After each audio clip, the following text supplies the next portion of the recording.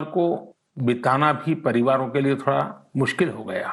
और उसमें एक महत्वपूर्ण बात क्या थी, हर परिवार में कोई न कोई बुजुर्ग बड़े व्यक्ति परिवार के कहानियां सुनाया करते थे और घर में नई प्रेरणा नई ऊर्जा भर देते हैं। हमें जरूर एहसास हुआ होगा कि हमारे पूर्वजों ने जो विधाएं बनाई थी वो आज भी कितनी महत्वपूर्ण है और जब नहीं होती हैं तो कितनी कमी महसूस होती है। ऐसी ही एक विधा, जैसे मैंने कहा, कहानी सुनाने की कला, स्टोरी टेलिंग। साथियों, कहानियों का इतिहास उतना ही पुराना है जितनी की मानव सभ्यता। Where there is a soul there is a story. कहानियां लोगों के रचनात्मक और संवेदनशील पक्ष को सामने लाती हैं, उसे प्रकट करती हैं। कहानी की ताकत को महसूस करना हो तो जब कोई माँ अपने छोटे बच्चों को सुलाने के लिए या फिर उसे खाना खिलाने के लिए कहानी सुना रही होती है, तब देखें। मैं अपने जीवन में बहुत लंबे अरसे तक एक परिव्राजक के रूप में रहा। घुमंत ही मेरी जिंदगी थी। हर दिन नया गांव, नए लोग, नए परिवार। लेकिन जब मैं परिवारों में जाता था तो मैं बच्चों से जरूर बात करता था और कभी कभी बच्चों को कहता था कि चलो भाई मुझे कोई कहानी सुनाओ। तो मैं हैरान था। बच्चे मुझे कहते थे, नहीं अंकल, कहानी नहीं, हम चुटकुला सुनाएंगे।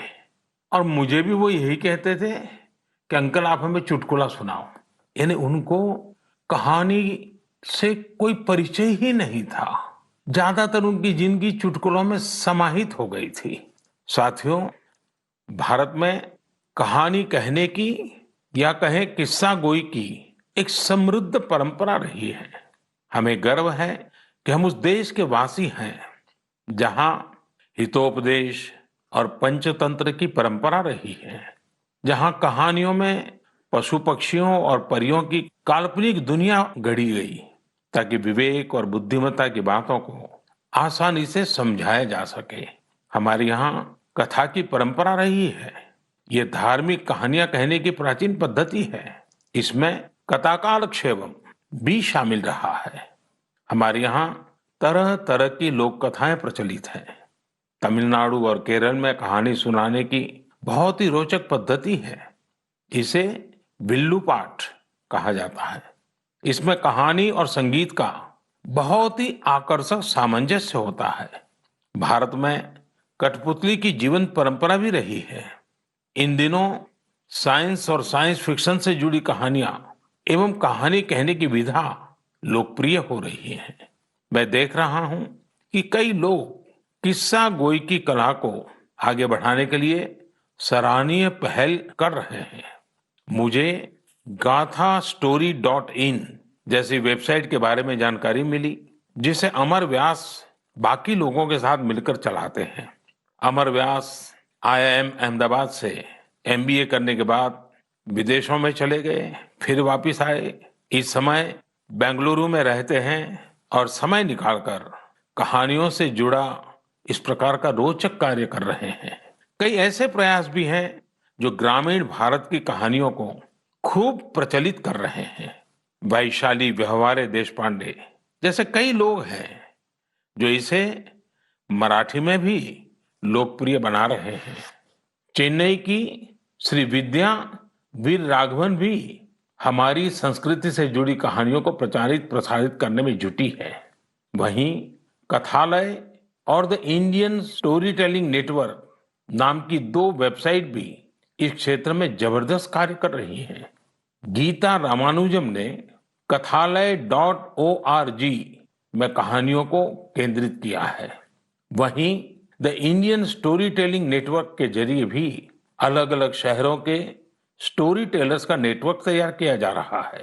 बेंगलुरु में एक विक्रम श्रीधर है जो बापू से जुड़ी कहानियों को लेकर बहुत उत्साहित हैं। और भी कई लोग इस क्षेत्र में काम कर रहे होंगे। आप जरूर उनके बारे में सोशल मीडिया पर शेयर करें।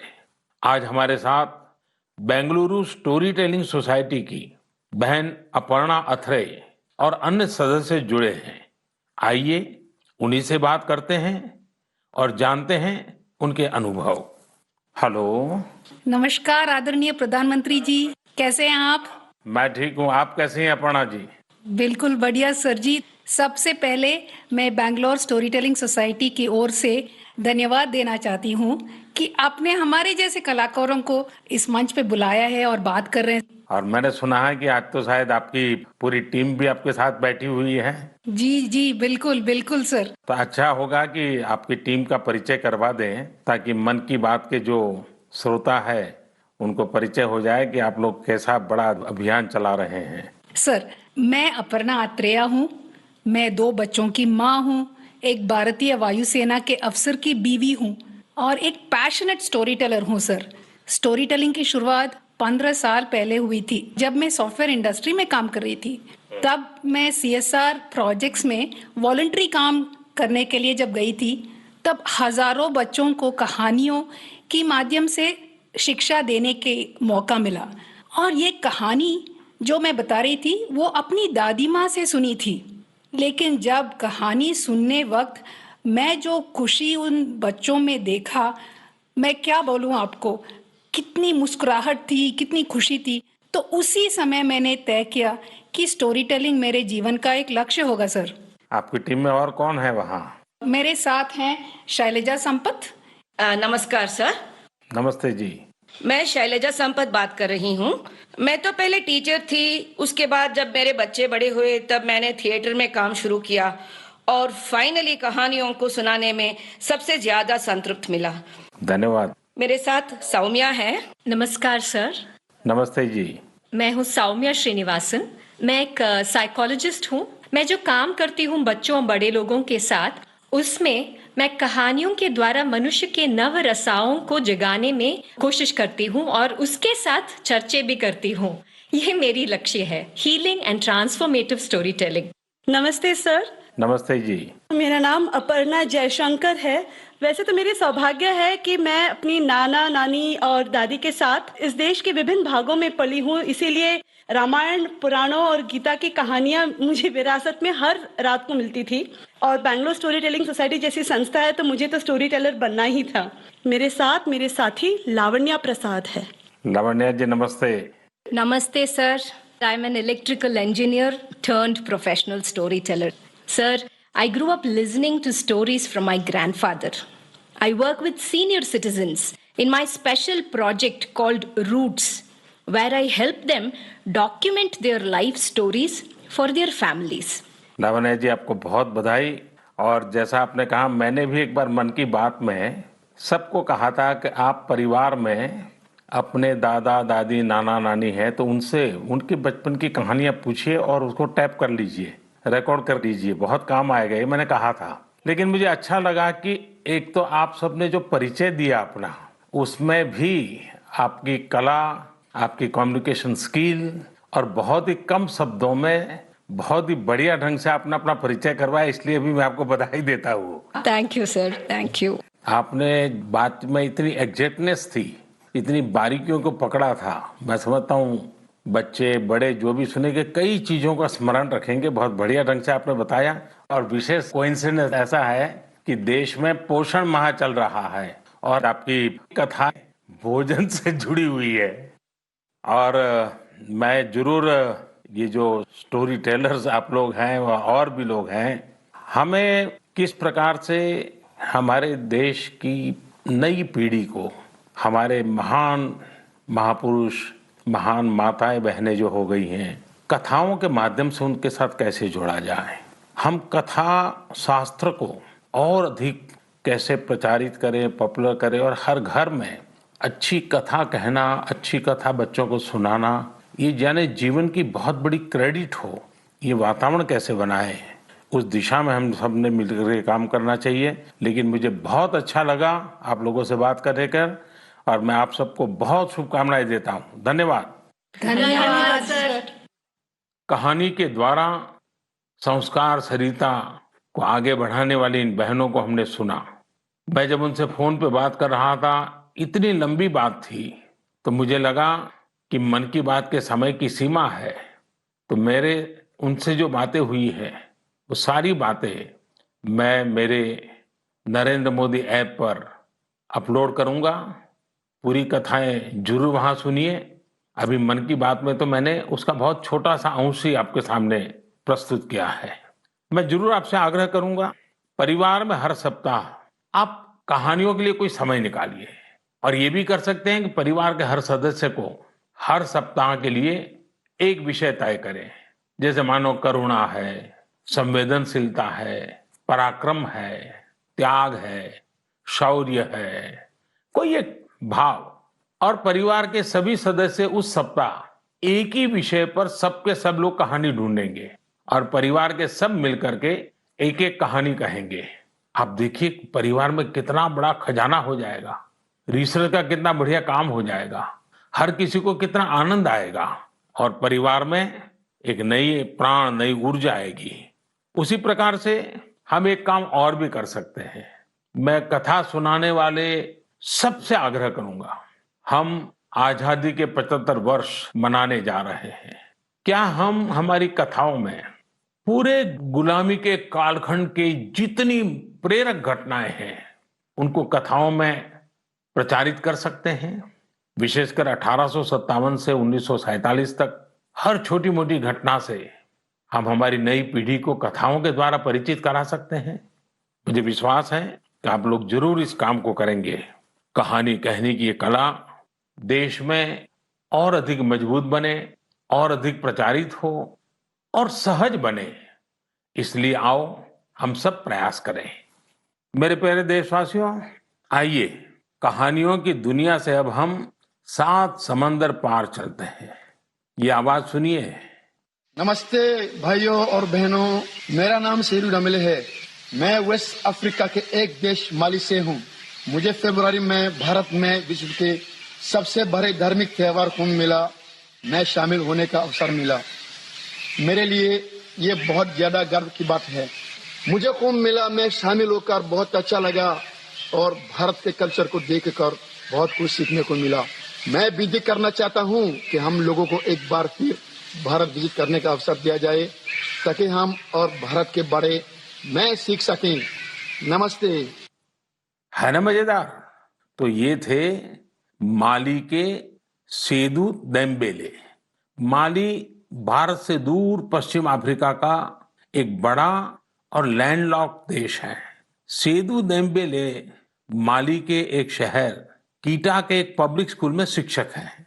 वे बच्चों को इंग्लिश, म्यूजिक और पेंटिंग, ड्राइंग पढ़ाते हैं, सिखाते हैं। लेकिन उनकी एक और पहचान भी है। लोग उन्हें माली के हिंदुस्तान का बाबू कहते हैं और उन्हें ऐसा कहलाने में बहुत गर्व की अनुभूति होती है। प्रत्येक रविवार को दोपहर बाद वे माली में 1 घंटे का रेडियो कार्यक्रम प्रस्तुत करते हैं।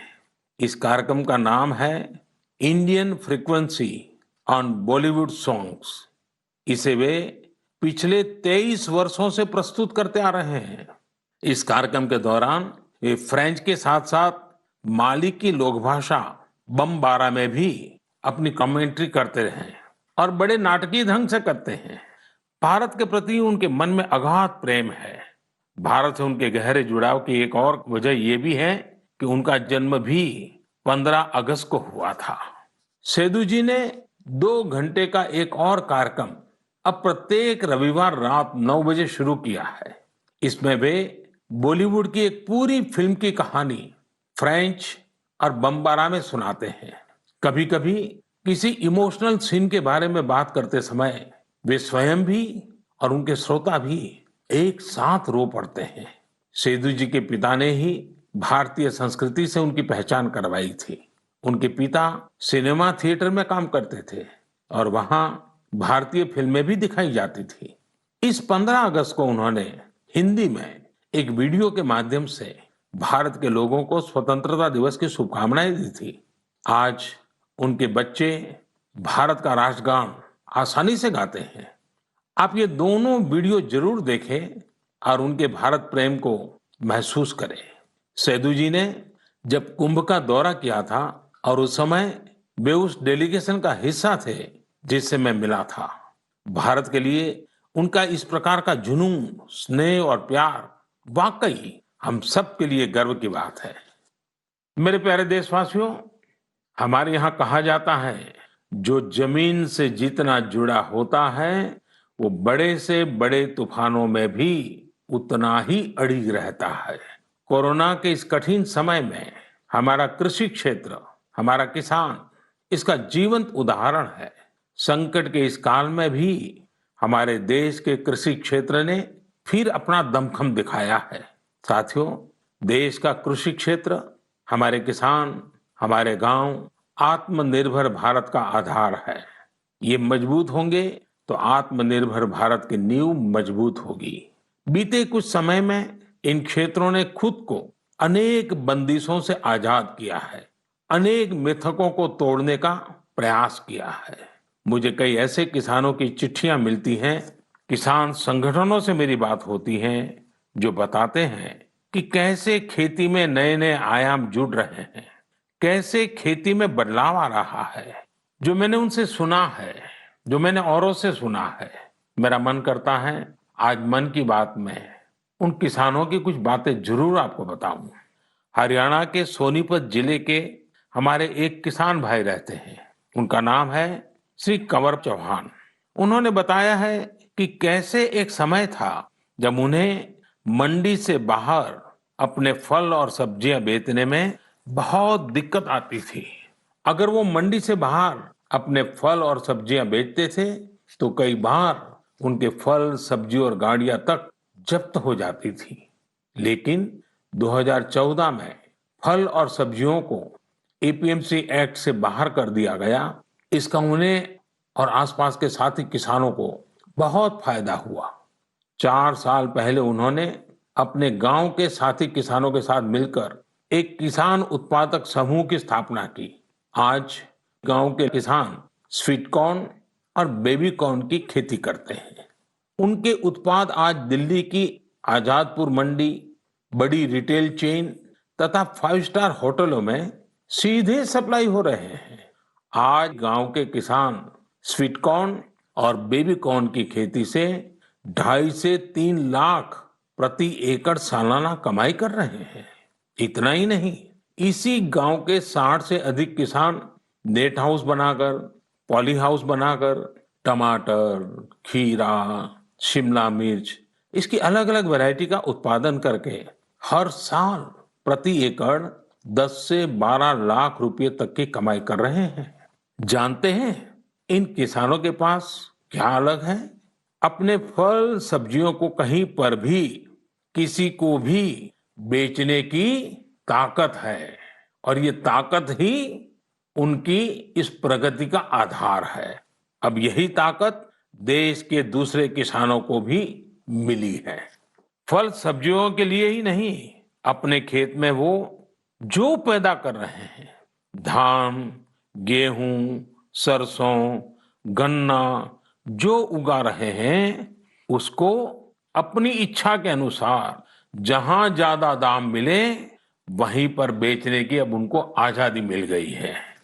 साथियों, 3-4 साल पहले ही महाराष्ट्र में फल और सब्जियों को एपीएमसी के दायरे से बाहर किया गया था।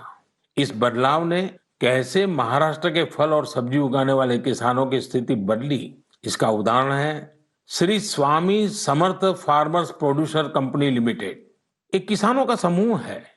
पुणे और मुंबई में किसान साप्ताहिक बाजार खुद चला रहे हैं। इन बाजारों में लगभग 70 गांवों के 4,500 किसानों का उत्पाद सीधे बेचा जाता है, कोई बिचौलिया नहीं। ग्रामीण युवा सीधे बाजार में खेती और बिक्री की प्रक्रिया में शामिल होते हैं। इसका सीधा लाभ किसानों को होता है, गांव के नौजवानों को रोजगार में होता है। एक और उदाहरण तमिलनाडु के थेनी जिले का है। यहाँ पर है तमिलनाडु केला फार्मर प्रोड्यूस कंपनी। ये फार्मर प्रोड्यूस कंपनी कहने को तो कंपनी है, हकीकत में ये किसानों ने मिलकर के अपना एक समूह बनाया है। बड़ा लचीली व्यवस्था है और वो भी 5-6 साल पहले बनाया है। इस किसान समूह ने लॉकडाउन के दौरान आसपास के गांवों से सैकड़ों मीट्रिक टन सब्जियां, फलों और केले की खरीद की और चेन्नई शहर को सब्जी कॉम्बो किट दिया। आप सोचिए कितने नौजवानों को उन्होंने रोजगार दिया। और मजा ये है कि बिचौलियों न होने के कारण किसान को भी लाभ हुआ, उपभोक्ता को भी लाभ हुआ। ऐसा ही एक लखनऊ का किसानों का समूह है, उन्होंने नाम रखा है इरादा फार्मर प्रोड्यूसर। इन्होंने भी लॉकडाउन के दौरान किसानों के खेतों से सीधे फल और सब्जियां ली और सीधे जाकर के लखनऊ के बाजारों में बेची। बिचौलियों से मुक्ति हो गई और मन चाहे उतने दाम उन्होंने प्राप्त किए। साथियों, गुजरात में बनासकांठा के रामपुरा गांव में इस्माइल भाई करके किसान है। उनकी कहानी भी बहुत दिलचस्प है। इस्माइल भाई खेती करना चाहते थे, लेकिन अब जैसी ज्यादातर सोच बन गई है, उनके परिवार को भी लगता था कि इस्माइल भाई ये कैसी बात कर रहे हैं। इस्माइल भाई के पिता खेती करते थे, लेकिन इसमें उनको अक्सर नुकसान ही होता था। तो पिताजी ने मना भी किया, लेकिन परिवार वालों के मना करने के बावजूद इस्माइल भाई ने तय किया कि वो तो खेती ही करेंगे। इस्माइल भाई ने सोच लिया था कि खेती घाटे का सौदा है। वही सोच और स्थिति दोनों को बदल कर दिखाएंगे। उन्होंने खेती शुरू की, लेकिन नए तरीकों से, इनोवेटिव तरीके से। उन्होंने ड्रिप से सिंचाई करके आलू की खेती शुरू की और आज उनके आलू एक पहचान बन गए हैं। वो ऐसे आलू उगा रहे हैं जिनकी क्वालिटी बहुत ही अच्छी होती है। इस्माइल भाई ये आलू सीधे बड़ी बड़ी कंपनियों को बेचते हैं, बिचौलियों का नामो निशान नहीं, और परिणाम अच्छा मुनाफा कमा रहे हैं। अब तो उन्होंने अपने पिता का सारा कर्जा भी चुका दिया है। और सबसे बड़ी बात जानते हैं, इस्माइल भाई आज अपने इलाके के सैकड़ों और किसानों की भी मदद कर रहे हैं, उनकी भी जिंदगी बदल रहे हैं। साथियों, आज की तारीख में खेती को हम जितना आधुनिक विकल्प देंगे, उतना ही वो आगे बढ़ेगी। उसमें नए नए तौर तरीके आएंगे, नए इनोवेशंस जुड़ेंगे। मणिपुर के रहने वाली विजय शांति एक नए इनोवेशन के चलते खूब चर्चा में है। उन्होंने कमल की नाल से धागा बनाने का स्टार्टअप शुरू किया है। आज उनके इनोवेशन के चलते कमल की खेती और टेक्सटाइल में एक नया ही रास्ता बन गया है। मेरे प्यारे देशवासियों, मैं आपको अतीत के एक हिस्से में ले जाना चाहता हूँ। 101 साल पुरानी बात है। 1919 का साल था। अंग्रेजी हुकूमत ने जलियांवाला बाग में निर्दोष लोगों का कत्लेआम किया था। इस नरसंहार के बाद एक 12 साल का लड़का उस घटना स्थल पर गया। वह खुशमिजाज और चंचल बालक, लेकिन उसने जलियांवाला बाग में जो देखा वह उसकी सोच के परे था। वह स्तब्ध था, यह सोचकर कि कोई भी इतना निर्दयी कैसे हो सकता है। वह मासूम गुस्से की आग में चलने लगा था। उसी जलियांवाला बाग में उसने अंग्रेजी शासन के खिलाफ लड़ने की कसम खाई। क्या आपको पता चला कि मैं किसकी बात कर रहा हूं? हाँ, मैं शहीद वीर भगत सिंह की बात कर रहा हूं। कल 28 सितंबर को हम शहीद वीर भगत सिंह की जयंती मनाएंगे। मैं समस्त देशवासियों के साथ साहस और वीरता की प्रतिमूर्ति शहीद वीर भगत सिंह को नमन करता हूं। क्या आप कल्पना कर सकते हैं, एक हुकूमत जिसका दुनिया के इतने बड़े हिस्से पर शासन था, इसके बारे में कहा जाता था कि उनके शासन में सूर्य कभी अस्त नहीं होता। इतनी ताकतवर हुकूमत एक 23 साल के युवक से भयभीत हो गई थी। शहीद भगत सिंह पराक्रमी होने के साथ साथ विद्वान भी थे, चिंतक थे।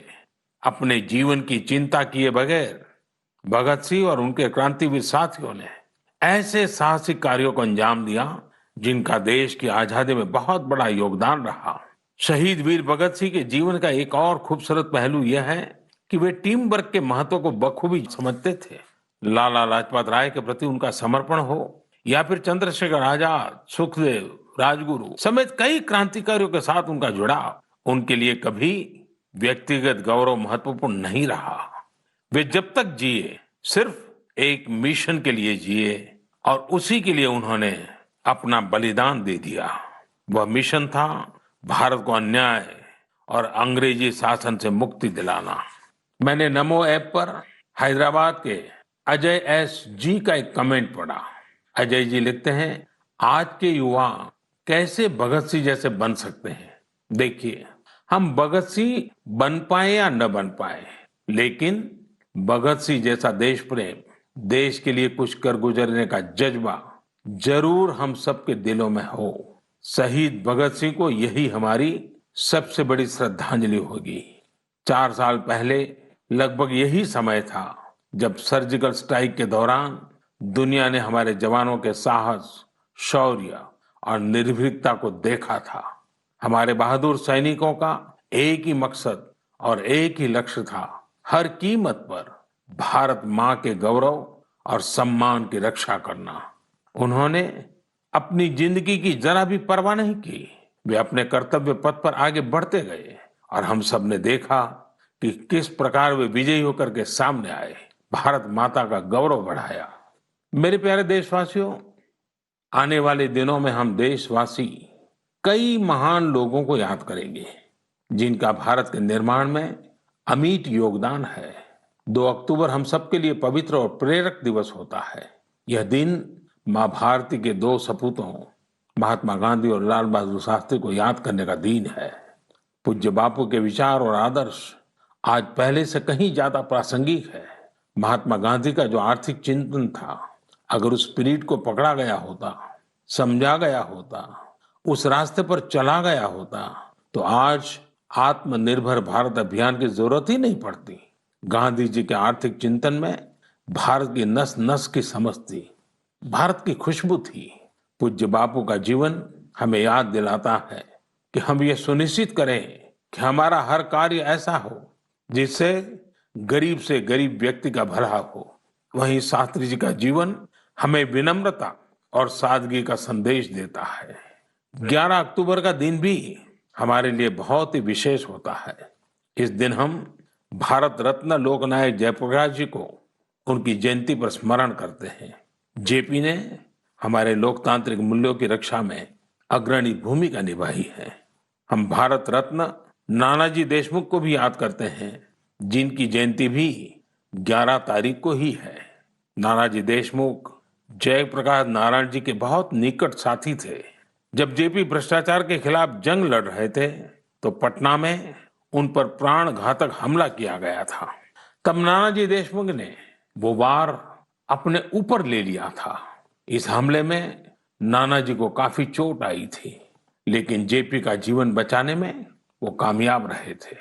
इस 12 अक्टूबर को राजमाता विजयाराजे सिंधिया जी की भी जयंती है। उन्होंने अपना पूरा जीवन लोगों की सेवा में समर्पित कर दिया। वे एक राज परिवार से थी। उनके पास संपत्ति, शक्ति और दूसरे संसाधनों की कोई कमी नहीं थी, लेकिन फिर भी उन्होंने अपना जीवन एक मां की तरह वात्सल्य भाव से जन सेवा के लिए खपा दिया। उनका हृदय बहुत उदार था। इस 12 अक्टूबर को उनके जन्म शताब्दी वर्ष के समारोह का समापन दिवस होगा। और आज जब मैं राजमाता जी की बात कर रहा हूं तो मुझे भी एक बहुत ही भावुक घटना याद आती है। वैसे तो उनके साथ बहुत सालों तक काम करने का मौका मिला, कई घटना है, लेकिन मेरा मन करता है मैं आज एक घटना का जरूर जिक्र करूं। कन्याकुमारी से कश्मीर हम एकता यात्रा लेकर के निकले थे। डॉक्टर मुरली मनोहर जोशी जी के नेतृत्व में यात्रा चल रही थी। दिसंबर जनवरी कड़ाके के ठंड के दिन थे। हम रात को करीब 12-1 बजे मध्य प्रदेश ग्वालियर के पास शिवपुरी पहुंचे। निवास स्थान पर जाकर के, क्योंकि दिन भर की थकान होती थी, नहा धो करके सोते थे और सुबह की तैयारी कर लेते थे। करीब 2 बजे होंगे, मैं नहा धो करके सोने की तैयारी कर रहा था तो दरवाजा किसी ने खटखटाया। मैंने दरवाजा खोला तो राजमाता साहब सामने खड़ी थी। कड़ाके की ठंड के दिन और राजमाता साहब को देख करके मैं हैरान था। मैंने माँ को प्रणाम किया। मैंने कहा, माँ आधी रात में? उन्होंने कहा, नहीं बेटा, आप ऐसा करो मोदी जी, दूध पी लीजिए, ये गर्म दूध पी करके ही सो जाइए। हल्दी वाला दूध खुद लेकर के आई। और लेकिन जब दूसरे दिन मैंने देखा तो वो सिर्फ मुझे नहीं, हमारी यात्रा की व्यवस्था में जो 30-40 लोग थे, उसमें ड्राइवर भी थे और भी कार्यकर्ता थे, हर एक के कमरे में जाकर के खुद ने रात को 2 बजे सबको दूध पिलाया। माँ का प्यार क्या होता है वात्सल्य क्या होता है, उस घटना को मैं कभी नहीं भूल सकता हूँ।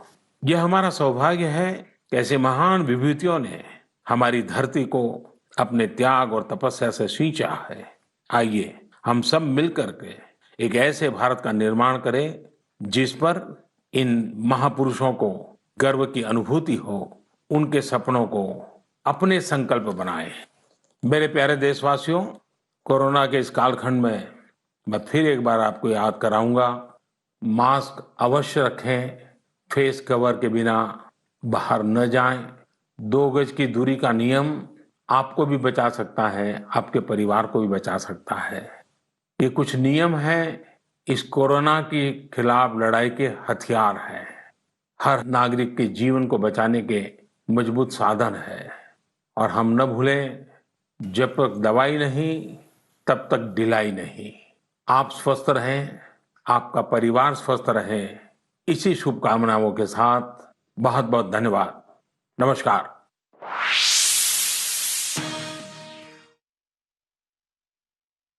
All right, we were listening in to Prime Minister Modi's 69th edition of the monthly radio address Mann Ki Baat, with a whole host of issues that was discussed by Prime Minister, starting with the art of storytelling and how to keep this tradition alive. Interacting with several professional storytellers across the country, the Prime Minister said that it is an art which really needs to be kept alive. Going on and also talking about how the Indian soldiers have made the Mother India proud by giving us several role models at this point. And also talking about the coronavirus situation in the country, how there is a necessity right now to be vigilant and not to leave our guards low.